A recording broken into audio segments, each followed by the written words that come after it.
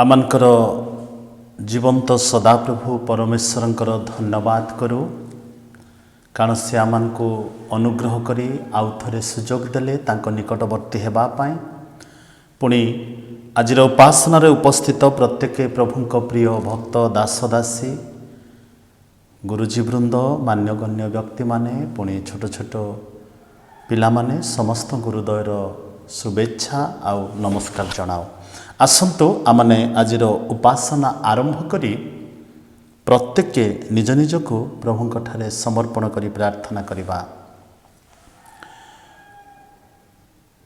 आमानकर एकमात्र प्राणर प्रियतम प्रभु आमी तुमर धन्यवाद करुछु। आजिर सुंदर समय पुनर्बार तुम्हें आमानक जीवन रे देल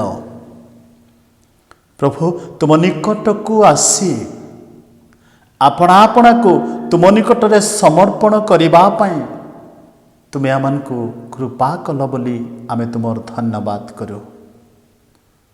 ए सुंदर समय रे तुम दयार सिंहासन निकट को आसी निज निज को समर्पण करुछु प्रभु तुम्हें आमान को कृपा कर।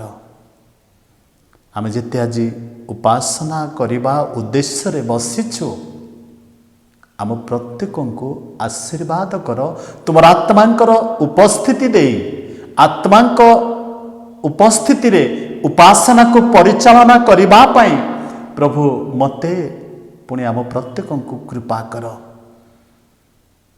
आजिर गीत मध्य दे तुम नाम गौरवान्वित हो प्रभु पुणी अल्प समय तुम वाक्यर चिंता करिबा हे वाक्य रूपी परमेश्वर तुम्हें आमान को वाक्य मध्य दे कथा कह जेभली तुमर उपस्थिति अनुभव करी आमानकर शारीरिक मानसिक पुणी आत्मिक रोगरू आमने सुस्थता पाई तुम राज्य निमंते आपना को सजाग करिबो प्रस्तुत करिबो आउ तुम गौरव आम जीवन द्वारा प्रकाश करिबो से अनुग्रह तुम्हें दान कर। धन्यवाद दो आमानकर प्रार्थना शुणिल उपासनार अवशिष्ट समय को तुम हस्तर दे जीशुंक नाम रे मागुअछु आमेन। एई समय आजिर उपासना आरंभ करी आमने गोटे गीत शुणिबा आमानक मध्यरे प्रिय भौणी अछंती आ से सम्मुख को आसी गीत गान करिवे। सदा तुमरी मो स्तुति करिबी सदा तुमरी मो गीत गाइबी सदा तुमरी मो स्तुति करिबी सदा तुमरी मो गीत गाइबी आत्मा रे सत्य रे तुमरी उपासना करिबी आत्मा रे सत्य रे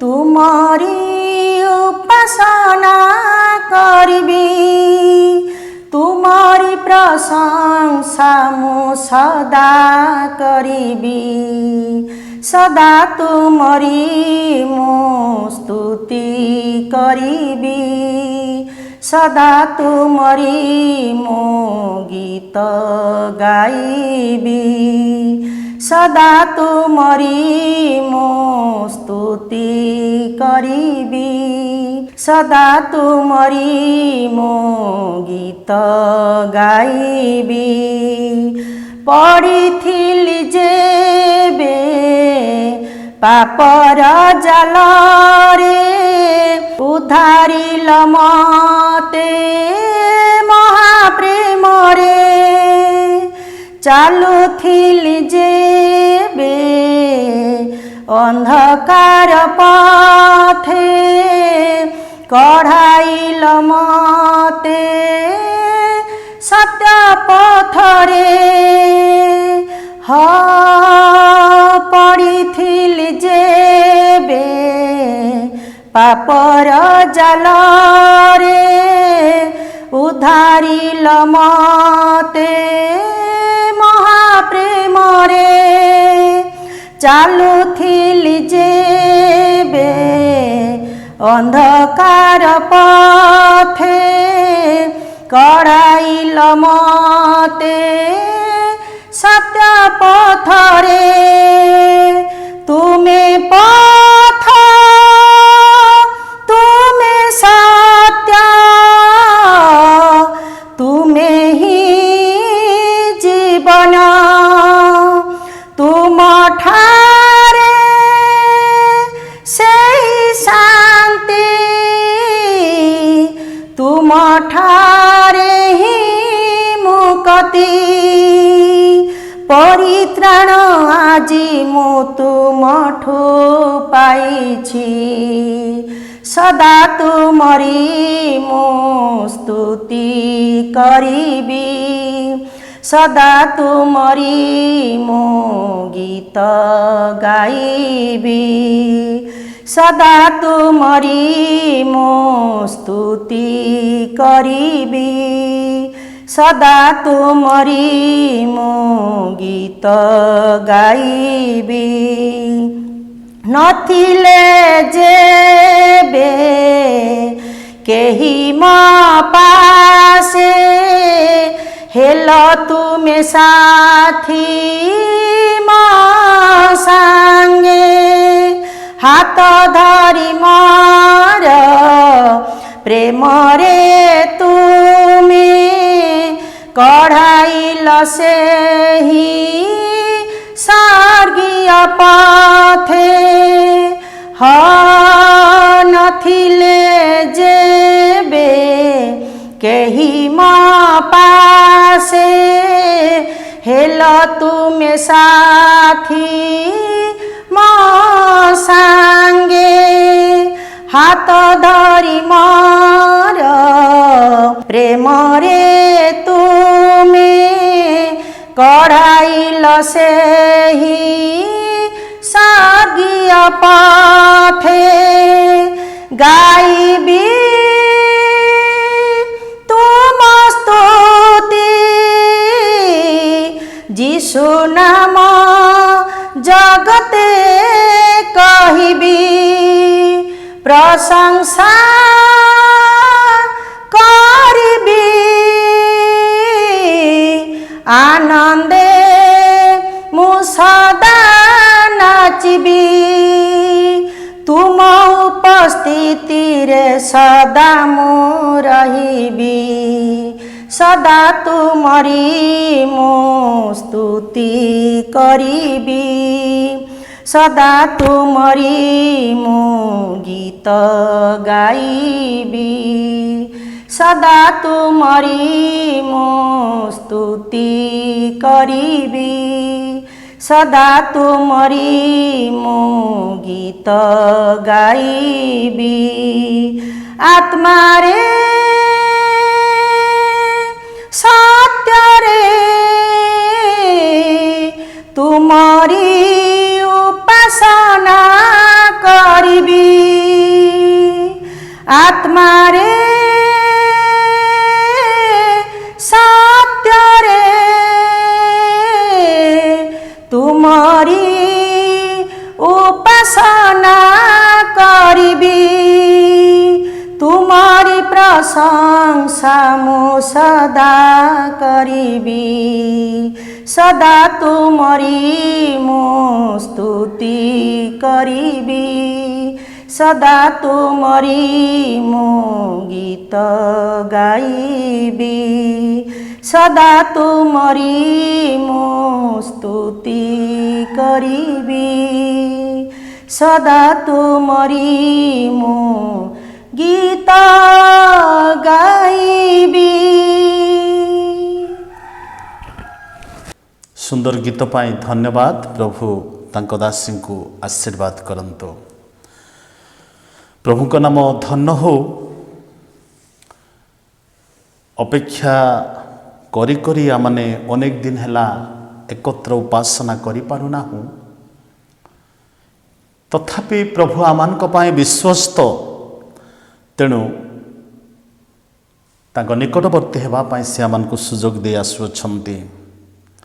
ଯେତେବେଳେ ଚିନ୍ତା କରୁ ଗତ ଦିନ ମାନଙ୍କର କଥା ବେଳେ ବେଳେ ନିରୁତ୍ସାହ ଲାଗେ। ବାକ୍ୟକୁ ମନେ ପଡ଼େ ଯେ କେତେ କାଳ ଆମେ ଏ ପ୍ରକାର ଉପାସନା କରିବା। ଆଉ ଏ ପ୍ରକାର ଉପାସନାରେ ଅନେକ ଲୋକ ଉପକୃତ ହେଉଛନ୍ତି, ଆଉ ଅନେକ ଲୋକ ମଧ୍ୟ ପ୍ରକୃତରେ ଉପାସନା କରିପାରୁନାହାନ୍ତି। ତଥାପି ପ୍ରଭୁ ଗୌରବାନ୍ୱିତ ହୁଅନ୍ତୁ ଉପାସନା ମଧ୍ୟ ଦେଇ। ଆସନ୍ତୁ ଆଜିର ବାକ୍ୟ ପାଇଁ ଆମେ ଗୋଟିଏ ଅଂଶ ପଢ଼ିବା। ରୋମିଓ ପୁସ୍ତକ ତାର 15 ଅଧ୍ୟାୟ 1ରୁ ଆଉ 13 ପଦ ପର୍ଯ୍ୟନ୍ତ ମୁଁ ମନୋନୀତ କରିଛି, କିନ୍ତୁ ଆଶା କରୁଛି ଆମେ ଅଳ୍ପ କେତୋଟି ପଦ ପଢ଼ିବା, ତାପରେ ବାକ୍ୟ ମଧ୍ୟରୁ କିଛି ଆଲୋଚନା କରିବା। ରୋମିଓ 15 ଅଧ୍ୟାୟ ତାର 1 ପଦରୁ ମୁଁ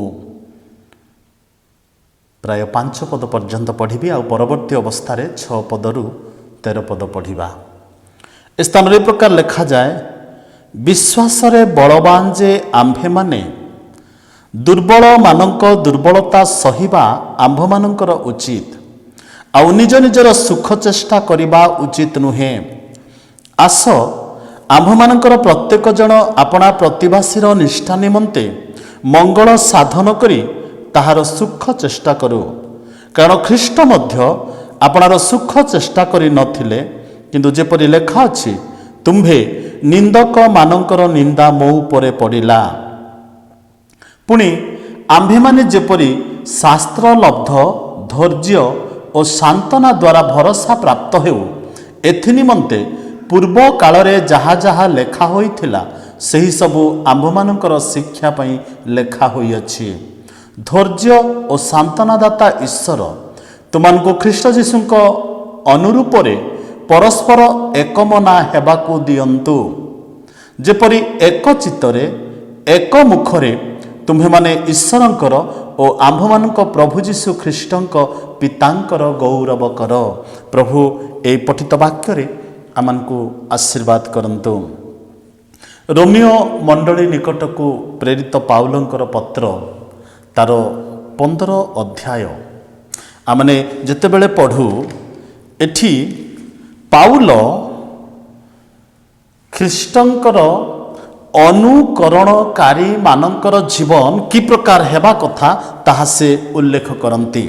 ଆପଣ ଯେତେବେଳେ 14 ପର୍ବ ପଢ଼ିବେ ରୋମିଓ ପୁସ୍ତକ, ସେଠି ପାଉଲ ପରାମର୍ଶ କରନ୍ତି ଯେ ଆତ୍ମିକ ଜୀବନରେ ଯେଉଁମାନେ ବଳବାନ ବା ବିଶ୍ୱାସରେ ଯେଉଁମାନେ ଦୁର୍ବଳ, ସେମାନଙ୍କ ଜୀବନ ବିଷୟରେ ସେ ଉଲ୍ଲେଖ କରନ୍ତି।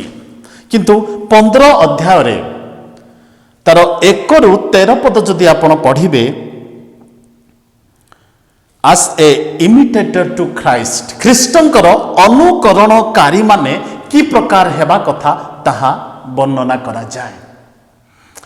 ଏହି ବିଷୟ ଯେତେବେଳେ ଆଜି ସକାଳେ ବସି ଚିନ୍ତା କରୁଥିଲି, ଆଉ ଅନେକଙ୍କ ମନରେ ପ୍ରଶ୍ନ ଆସେ ଯେ ପ୍ରଭୁ, ଆମେ ତ ତୁମର ଉପାସନା କରିବା ପାଇଁ ଇଚ୍ଛା କରୁ, ଆମେ ତ ଆତ୍ମିକ ମନା ଲୋକମାନେ, ଆମେ ତ ପ୍ରାର୍ଥନାର ଯୋଦ୍ଧାମାନେ, କିନ୍ତୁ ଆମ ଜୀବନରେ କାହିଁକି ଏ ପ୍ରକାର ପ୍ରତିବନ୍ଧକ ଆସୁଛି?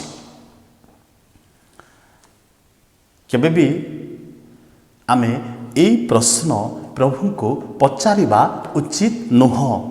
କାରଣ ପ୍ରଭୁ ମନୁଷ୍ୟକୁ ବିଚାର କରିବାର ଶକ୍ତି ଆଉ ସାମର୍ଥ୍ୟ ଦେଇଛନ୍ତି, ଆଉ ସେଥିପାଇଁ ପ୍ରଭୁଙ୍କ ଲୋକ ହିସାବରେ ମଧ୍ୟ ଆମ ଜୀବନରେ ସମସ୍ୟା ଆସିବା ସ୍ୱାଭାବିକ କଥା। ଯେଉଁ ମହାମାରୀ ବର୍ତ୍ତମାନ ପୃଥିବୀକୁ ଇତସ୍ଥିତ କରୁଛି, କେବେ ବି ଆପଣ କହିପାରିବେ ନାହିଁ ଯେ ଆମେ ପ୍ରଭୁଙ୍କ ଲୋକ, ଆମ ଜୀବନକୁ ସ୍ପର୍ଶ କରିବ ନାହିଁ। ନା, କରିବ। କେବେ ବି ଆପଣ କହିପାରିବେ ନାହିଁ ମୁଁ ଆତ୍ମିକ ଲୋକ, ଆମ ଜୀବନରେ ଅଭାବ ହେବ ନାହିଁ। ନା, ଅଭାବ ଆସିବ। ତେଣୁ ଆପଣ ଯେତେବେଳେ ସେଇ 14 ପର୍ବ ଦେଖିବେ, ପାଉଲ ତାର 14 ପର୍ବର କେତେକ ବିଷୟକୁ 15 ଅଧ୍ୟାୟର 1ରୁ 4 ପଦରେ ସେ ବର୍ଣ୍ଣନା କରନ୍ତି, ସମରାଇଜ କରନ୍ତି ଯେ अनेक समय मंडली मध्य रोमियो मंडली रे जे सेमानकर खाद्य को नहीं सेमानक मनरे प्रश्न उठुथिला कौन सी खाद्य को नहीं जे कौन सी व्यक्ति जदि कौन सी खाद्य भोजन करे आउ भोजन न करिबा व्यक्ति तार विचार करुथिले आ सेतुपाई पाउल कहउछंती तुमाने अनेक लोक अछ आज अमुक दिन आमे भोजन करिबा नाही काली अमुक पर्व आमे पान करिबा नाही किंतु पाउल कहिले भोजन पान मनुष्य जीवन पाई मुख्य विषय नाही किंतु 14 अध्यायर तार आपण जदि 7 आउ 8 पदरे पढ़िबे सेठी से कहउछंती जदि आमने भोजन करू किंबा जदि आमने बंचू किंबा मरू आमे प्रभुको उद्देश्य रे बंचिबा प्रभुको उद्देश्य रे भोजन करिबा आ प्रभुको उद्देश्य रे मरिबा आ तुमे किए आउ जणे अन्य भाईर विचार करूअछ तुमे किए अन्य को तुच्छ करूअछ तार समराइज 15 अध्यायर 1 रु 4 पदरे पाउल मने पकई दउछंती कौन कहते ख्रीष्टंकर अनुकरणकारी हिसाब रे आमने कौन करवा दरकार 5 आउ 6 पदरे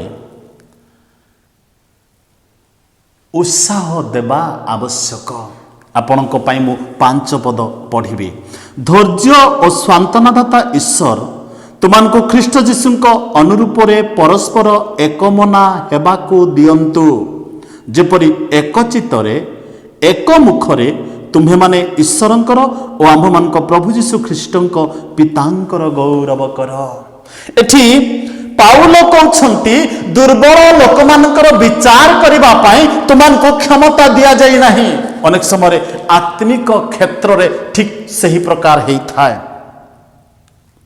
14 अध्यायर 1 पदरे कहउछंती कोन दुर्बल जे विश्वास रे जे दुर्बल ताकू ग्रहण कर और विभिन्न मत संबंध रे तर्क वितर्क करबा निमंते ताहा कर नाही 15 अध्यायर 1 पदरे कहउछंती विश्वास रे बलवान जे आम्भे माने दुर्बल मानकर दुर्बलता सहिबा आमानकर उचित ख्रीष्टंकर अनुकरण करिबा नेता मानक पई ए स्थान रे गोटी गुरुत्वपूर्ण कथा कहा जाउछि प्रश्न उठे आज जो माने आत्मिक क्षेत्र रे लीडरशिप नेतृत्व नियंती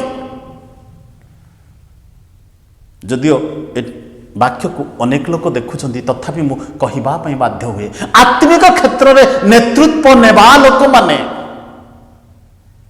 most of the time they are thinking I am something माने मु किछि करि पारे मोर सामर्थ्य अछि किंतु पाउल कौन कहउछंती दुर्बल मानकर दुर्बलता सहिबा आम्भ मानकर उचित नेतृत्व रे थिबा लोक माने नेता श्रेणी लोक माने जतेबेले दुर्बल विश्वासी मानक आमने देखू आम मंडली रे हो किंबा कौन से स्थान रे हो एटा जगतर दुर्बल व्यक्ति मान कथा कह जाऊ ना किंतु आत्मिक जीवन रे देउ माने दुर्बल सेमान विषय रे आमान को कह जाउची कौन करिबा सेमानकर दुर्बलता सहिबा आमानकर उचित आत्मारे दिनहीन लोक माने धन्य बोली प्रभु कहिले जेतेबेले आपण पाउलंकर लेखा पढ़िबे करंतीय मंडली रे पाउल निजे कहउछंती जने दुर्बल विश्वासी सम्मुख रे आमाने जदि सेई प्रसाद भोजन करिबा ताहा तो आम पई लाभदायक नुह किंतु दुर्बल विश्वासी मानक पई ताहा क्षतिजनक अटे कारण से माने आम ठारू आत्मिक विषय रे किछि शिक्षा लाभ करि पारिबे नाही एठी से कहउछंती धैर्य और सांत्वनादाता ईश्वर पाउल स्थान रे परामर्श दियंती the steadfast endurance and encouragement को प्रकार सांत्वना एवं उत्साह देवा पाई से कहती स्पिरिट ऑफ यूनिटी आत्मांकर एकता follow Christ Jesus one heart and one mind ख्रीष्टन को अनुकरण कर एक चित्तरे एक हृदय एक मन आउ परस्पर को उत्साह दियो ଏଠି ନେତାମାନଙ୍କ ପାଇଁ ପାଉଲଙ୍କର ପରାମର୍ଶ विश्वास रे जे बलवान से दुर्बल लोक मान कि प्रकार कार्य करने उचित ताहा से स्थान रे वर्णना करते। तेणु मु आपण मान को कहली आत्मिक नेता माने जो माने आमाने मंडली को परिचालना करू आमानकर जीवन कि प्रकार हेबा आवश्यक स्पिरिट ऑफ यूनिटी आत्मांकर ऐक्यता एकता रक्षा करने नितांत आवश्यक। पाउल करन्तीय मंडली रे मध्य कहिले ऐक्य रक्षा पाई यत्नशील हेबा ए आत्मांकर एकता परस्पर निमंते बोझग्रस्त दुर्बल मानकर दुर्बलता सहिबा आ परस्पर पाई चिंता करिबा केवल संभव पर हेई पारे आत्मा को सामर्थ्य रे ही।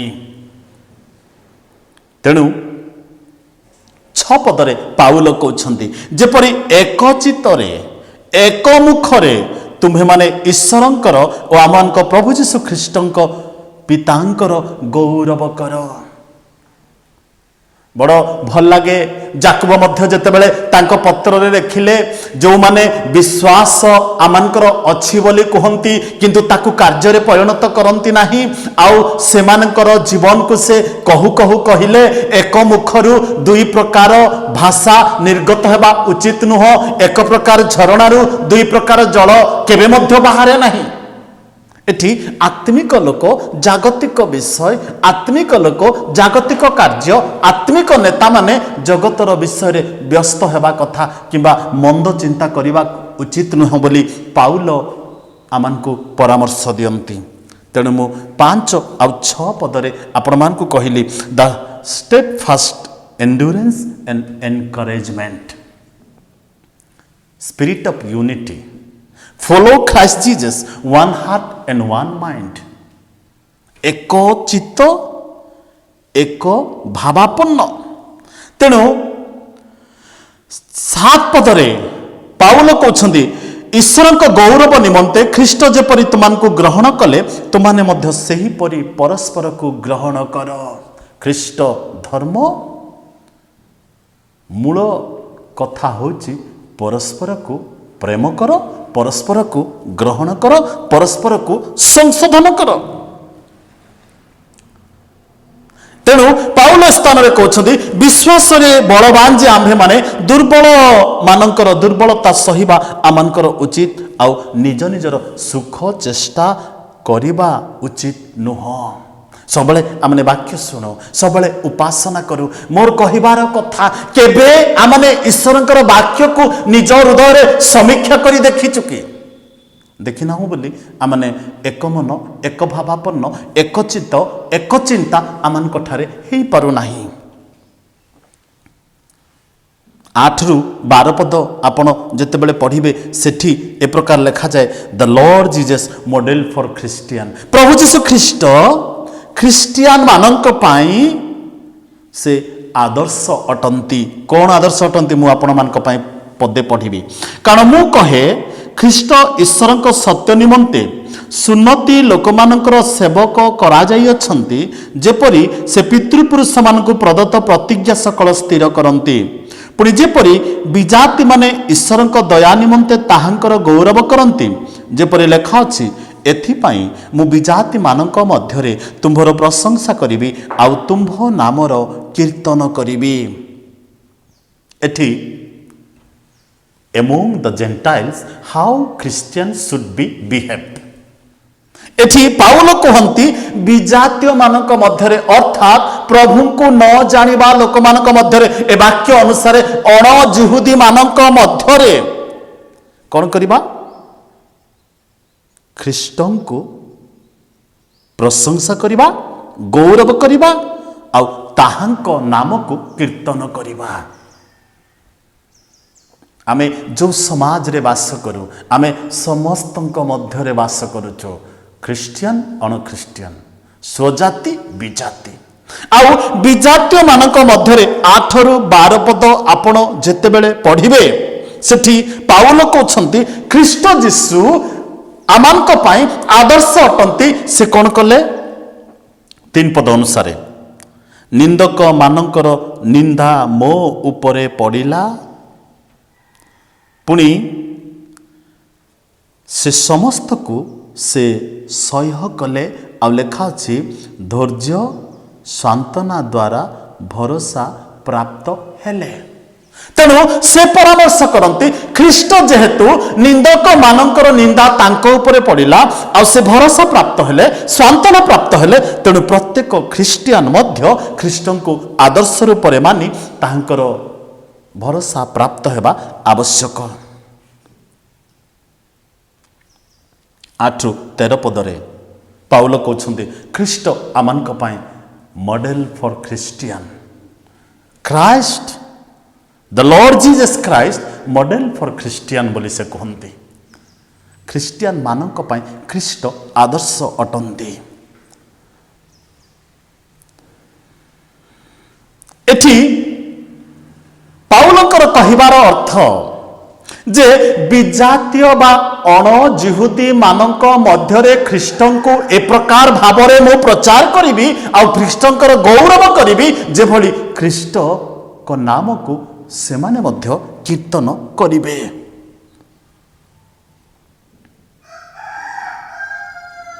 ପ୍ରିୟ ପ୍ରଭୁଙ୍କ ଲୋକମାନେ, ଆମଙ୍କର ଜୀବନ କ'ଣ ଖ୍ରୀଷ୍ଟଙ୍କ ନାମର ଗୌରବ କରେ କି ଅଣ ଜିହୁଦୀ ମାନଙ୍କ ମଧ୍ୟରେ, ବର୍ତ୍ତମାନର ଭାଷାରେ ବିଜାତୀୟ ମାନଙ୍କ ମଧ୍ୟରେ?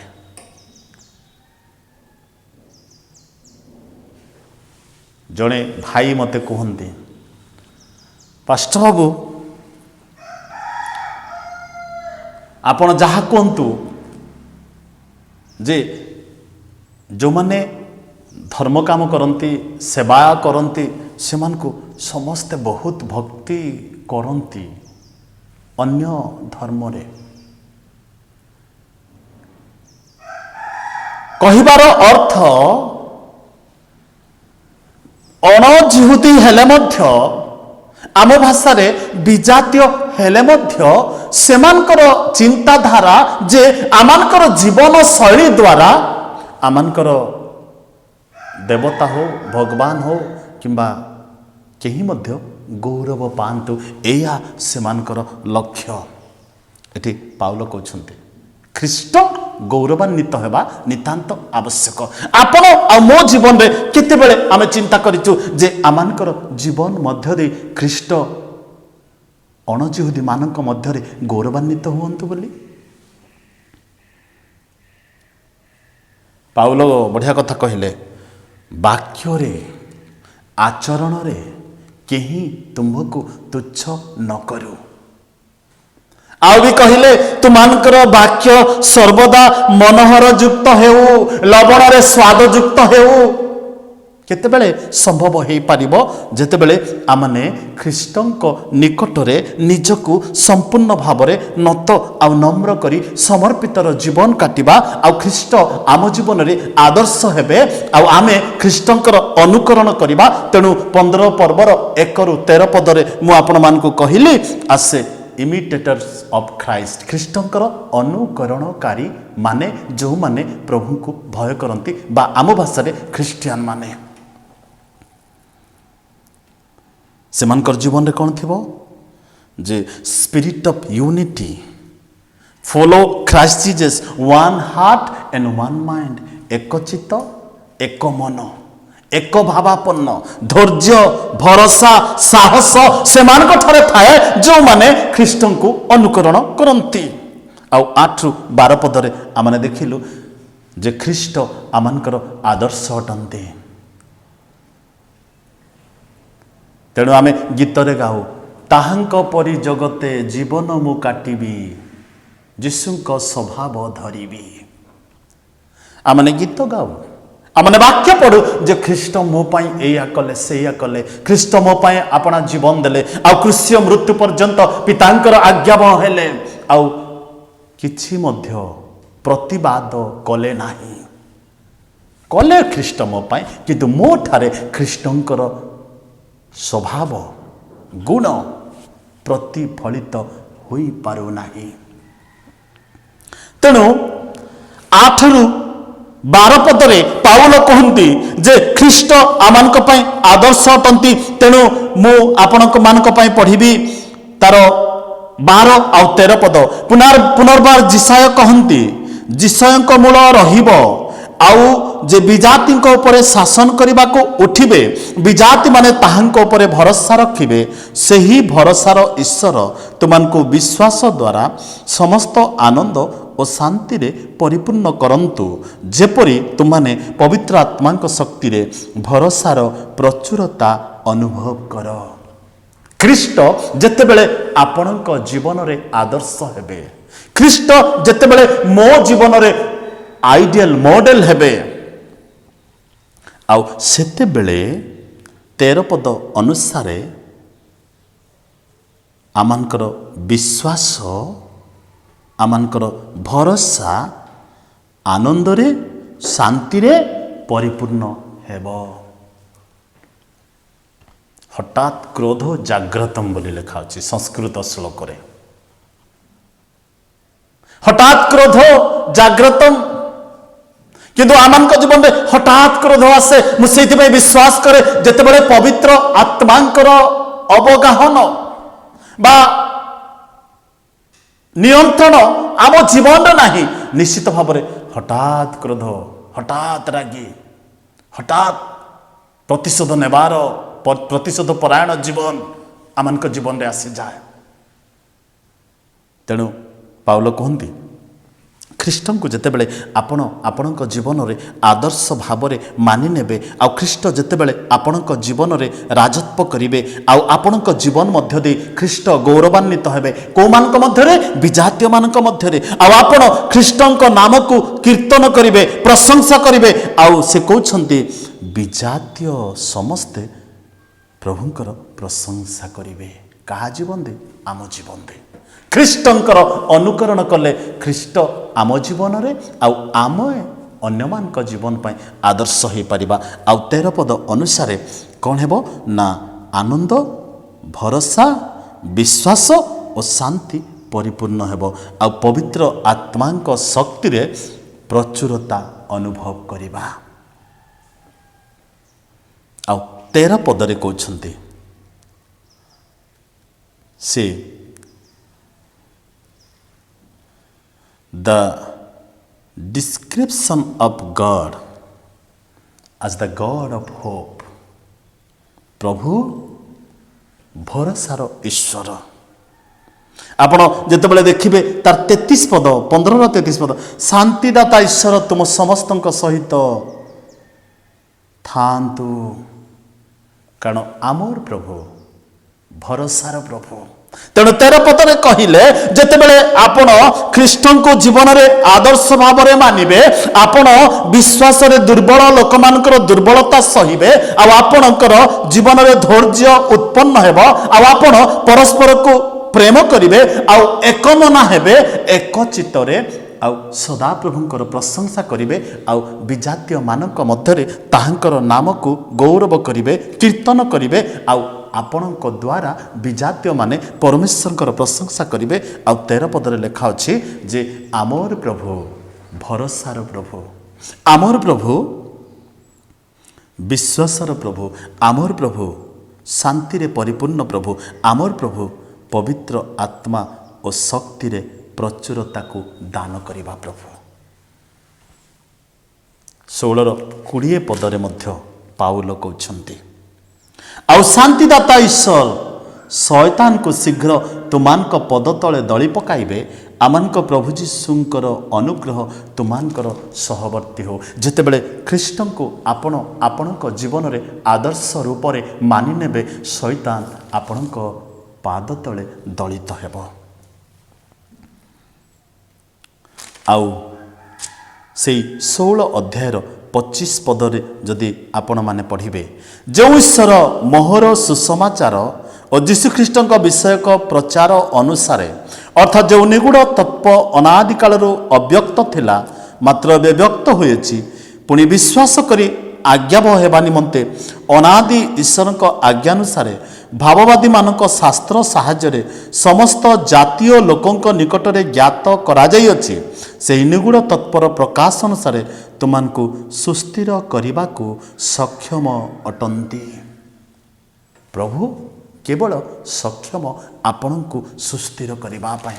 ପ୍ରଭୁ କେବଳ ସକ୍ଷମ ଆପଣଙ୍କ ଜୀବନରେ ଆତ୍ମାଙ୍କର ଏକତା ଦେବା ପାଇଁ। ପ୍ରଭୁ କେବଳ ସକ୍ଷମ ଆପଣଙ୍କ ଜୀବନରେ ଖ୍ରୀଷ୍ଟଙ୍କୁ ଅନୁକରଣ କରିବା ପାଇଁ।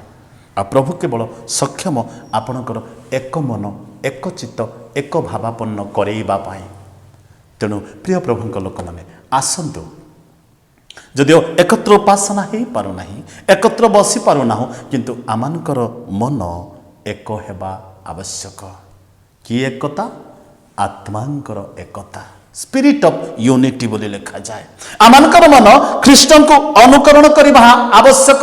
ଆଉ ଆମମାନଙ୍କର ହୃଦୟ, ଆମମାନଙ୍କର ଚିନ୍ତାଧାରା, ଆମମାନଙ୍କର ଭାବନା ଏକ ହେବା ଆବଶ୍ୟକ। ତାହେଲେ ସେ ଆମମାନଙ୍କୁ ପ୍ରଚୁରତା ଅନୁଭବ କରିବାକୁ ଦେବେ। ଖ୍ରୀଷ୍ଟଙ୍କ ବିନା ସୁସମାଚାର ବୃଥା, ଆତ୍ମାଙ୍କ ବିନା ସଫଳତା ବୃଥା, ଭରସା ବିନା ବିଶ୍ୱାସ ବୃଥା। ତେଣୁ ଭରସା ଥିଲେ ଖ୍ରୀଷ୍ଟଙ୍କଠାରେ ବିଶ୍ୱାସ କରିବା, ଆଉ ସେହି ବିଶ୍ୱାସ ଆମମାନଙ୍କୁ ପ୍ରଚୁରତା ଦାନ କରିବ। ପ୍ରଭୁ ଆମ ପ୍ରତ୍ୟେକଙ୍କୁ ଆଶୀର୍ବାଦ କରନ୍ତୁ। ଆସନ୍ତୁ ଆମମାନେ ପ୍ରାର୍ଥନା କରିବା। ସ୍ୱର୍ଗୀୟ ପିତା, ତୁମର ଧନ୍ୟବାଦ କରୁ ସୁନ୍ଦର ସମୟ ପାଇଁ। ଆଉ ଥରେ ଆମମାନଙ୍କୁ ଅନୁଗ୍ରହ କଲ ପ୍ରଭୁ, ତୁମ ନିକଟବର୍ତ୍ତୀ ହେବା ପାଇଁ। ମଣ୍ଡଳୀକୁ ଆଶୀର୍ବାଦ କର। ମଣ୍ଡଳୀର ପ୍ରତ୍ୟେକ ପରିବାର ପାଇଁ ଆମମାନେ ପ୍ରାର୍ଥନା କରୁ। ଯେଉଁମାନେ ଅସୁସ୍ଥ ଅଛନ୍ତି, ସମସ୍ୟାରେ ଅଛନ୍ତି, ବିଭିନ୍ନ ପ୍ରକାର ପରିସ୍ଥିତି ମଧ୍ୟ ଦେଇ ଗତି କରୁଛନ୍ତି, ପ୍ରଭୁ ପ୍ରତ୍ୟେକଙ୍କୁ ତୁମେ ଅନୁଗ୍ରହ କର, ସୁସ୍ଥତା ଦିଅ, ସୁରକ୍ଷା ଦିଅ, ଆବଶ୍ୟକତା ପୂରା କର। ମଙ୍ଗଳ ବିଷୟରେ ଅଭାବ ନ ହେଉ, ଆଉ ତୁମ ରାଜ୍ୟ ନିମନ୍ତେ ସମସ୍ତେ ପ୍ରସ୍ତୁତ ହେଉନ୍ତୁ। ପ୍ରଭୁ ଆଗାମୀ ଦିନମାନଙ୍କରେ ଏ ମଣ୍ଡଳୀକୁ ମନ୍ଦରୁ, ପରୀକ୍ଷାରୁ, ପ୍ରଲୋଭନରୁ, ପାପରୁ ତୁମେ ରକ୍ଷା କରି ତୁମେ କେବଳ ଗୌରବାନ୍ୱିତ ହୁଅ। ସମସ୍ତ ପ୍ରାର୍ଥନା ଶୁଣିଲ, ଧନ୍ୟବାଦ ଦେଇ ଯୀଶୁଙ୍କ ନାମରେ ମାଗୁଅଛୁ, ଆମେନ୍। ଆହ୍ୟାମାନଙ୍କ ସ୍ୱର୍ଗସ୍ଥ ପିତା, ତୁମ୍ଭ ନାମ ପବିତ୍ର ବୋଲି ମାନ୍ୟ ହେଉ। ତୁମ ରାଜ୍ୟ ଆସୁ, ଯେପରି ସ୍ୱର୍ଗରେ ସେହିପରି ପୃଥିବୀରେ ତୁମର ଇଚ୍ଛା ସଫଳ ହେଉ। ଆଜି ଆମମାନଙ୍କୁ ପ୍ରୟୋଜନୀୟ ଆହାର ଦିଅ। ଆମମାନେ ଯେପରି ନିଜ ନିଜ ଅପରାଧୀମାନଙ୍କୁ କ୍ଷମା କରିଅଛୁ, ସେହିପରି ଆମମାନଙ୍କ ଅପରାଧ ସକଳ କ୍ଷମା କର। ପରୀକ୍ଷାରେ ଆମମାନଙ୍କୁ ଆଣ ନାହିଁ, ମାତ୍ର ମନ୍ଦରୁ ରକ୍ଷା କର। ଜଣୁ ରାଜ୍ୟ, ପରାକ୍ରମ, ଗୌରବ ଯୁଗେ ଯୁଗେ ତୁମ୍ଭର, ଆମେନ୍। ପିତା ଈଶ୍ୱରଙ୍କ ପ୍ରେମ, ପୁତ୍ର ପ୍ରଭୁ ଯୀଶୁଙ୍କ ଅନୁଗ୍ରହ, ପବିତ୍ର ଧର୍ମାତ୍ମାଙ୍କ ଶାନ୍ତି, ଶକ୍ତି, ସୁମଧୁର ସହଭାଗିତା ଏ ସମୟରୁ ତୁମର ଆଗମନ ପର୍ଯ୍ୟନ୍ତ ଆମ ପ୍ରତ୍ୟେକଙ୍କ ସହିତରେ ସଙ୍ଗେ ସଙ୍ଗେ ହେଉନ୍ତୁ, ଆମେନ୍। ସମସ୍ତଙ୍କୁ ନମସ୍କାର।